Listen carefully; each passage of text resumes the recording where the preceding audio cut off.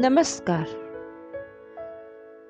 आज की कहानी का शीर्षक है सर्वश्रेष्ठ बुद्धि। मास्टर जी बच्चों को गणित पढ़ा रहे थे। उन्होंने रमेश से एक सवाल पूछा जिसका उत्तर रमेश को पता न था।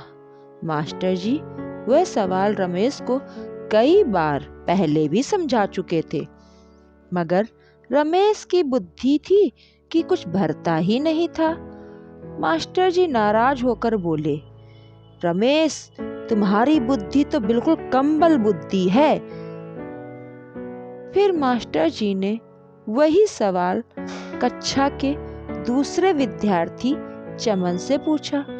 चमन भी कक्षा का ऐसा छात्र था जिसे जल्दी से कोई सवाल समझ नहीं आता था, किंतु जो बात उसके दिमाग में एक बार बैठ जाती तो फिर निकलती भी नहीं थी।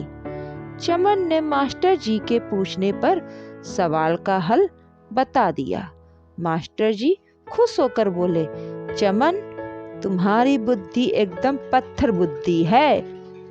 बच्चे मास्टर जी की बातें सुन रहे थे।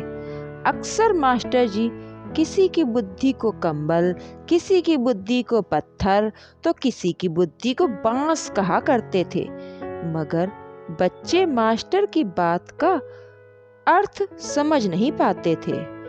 मास्टर जी ने अगला सवाल कक्षा के होनहार छात्र मोहन से पूछा, तो उसने तुरंत ही सवाल का जो उत्तर दे दिया। मास्टर जी बहुत खुश हुए और बोले, पूरी कक्षा में बस तुम्हारी ही बांस बुद्धि है मोहन।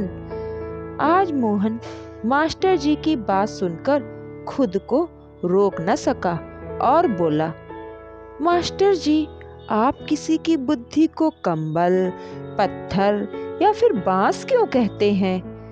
यह सुनकर मास्टर जी मुस्कुराए और बोले, बेटा मोहन, वास्तव में तुम होनहार छात्र हो। आज मैं तुम्हें बुद्धि के बारे में बताऊंगा। बुद्धि 3 प्रकार की होती है, कंबल बुद्धि, पत्थर बुद्धि और बांस बुद्धि। वह कैसे मास्टर जी? यदि कंबल में सुई से तुम छेद करोगे तो क्या उसमें छेद हो सकता है? मास्टर जी ने पूछा। नहीं। क्यों? क्योंकि कंबल में ताना बाना इतने मोटे धागों का होता है कि उसमें सुई अगर डालकर वापस निकाल ली जाए तो पता ही नहीं चलेगा, मोहन ने बताया। शाबाश मोहन, तुमने बिल्कुल ठीक बताया।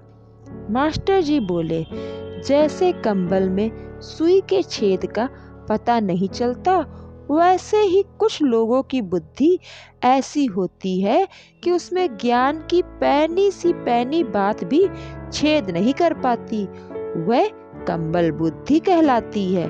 अब तुम ही देखो, रमेश को एक सवाल कितनी ही बार समझा दो मगर उसे समझ नहीं आता, इसलिए मैं उसकी बुद्धि को कंबल बुद्धि कहता हूँ। पूरी कक्षा के विद्यार्थी मास्टर जी की बात ध्यान से सुन रहे थे। मास्टर जी बोले, बुद्धि का दूसरा प्रकार होता है पत्थर बुद्धि।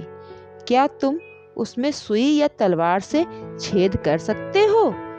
नहीं, मोहन ने जवाब दिया।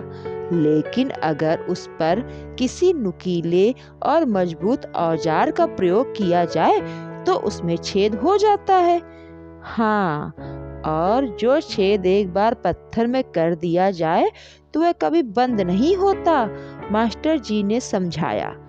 चमन भी रमेश की तरह पढ़ाई में कमजोर है, मगर यदि उसके दिमाग में कोई बात एक बार बैठ जाए तो निकलती नहीं है, इसीलिए मैं उसकी बुद्धि को पत्थर बुद्धि कहता हूँ। और बांस बुद्धि मास्टर जी? कक्षा के एक अन्य छात्र ने पूछा। बांस? मास्टर जी कक्षा में चहलकदमी करते हुए बोले, बांस तो सख्त होता है, मगर फिर भी यदि उसमें चाकू डाला जाए तो बांस स्वयं ही आगे आगे चिरता चला जाएगा। यानी जरा इशारे से समझा दीजिए, व्यक्ति आगे की बात स्वयं ही समझता चला जाएगा। उसकी बुद्धि बांस बुद्धि कहलाती है, जैसे मोहन की बुद्धि है। तो बच्चों, बुद्धि 3 प्रकार की होती है, जिनमें सर्वश्रेष्ठ बुद्धि बांस बुद्धि कहलाती है। मास्टर की बात सुनकर रमेश और चमन ने मन ही मन निश्चय किया कि वे भी अपनी बुद्धि को बांस बुद्धि बनाएंगे, और एक दिन उन्होंने ऐसा करके दिखाया। इस कहानी से हमें यह शिक्षा मिलती है कि ईश्वर ने मनुष्य को बुद्धि के रूप में ऐसा अचूक अस्त्र दिया है, जिसके प्रयोग मात्र से वह बड़ी से बड़ी कठिनाई को भी पार कर सकता है। लेकिन यह तब ही संभव है जब मनुष्य के पास मोहन जैसी बांस बुद्धि हो।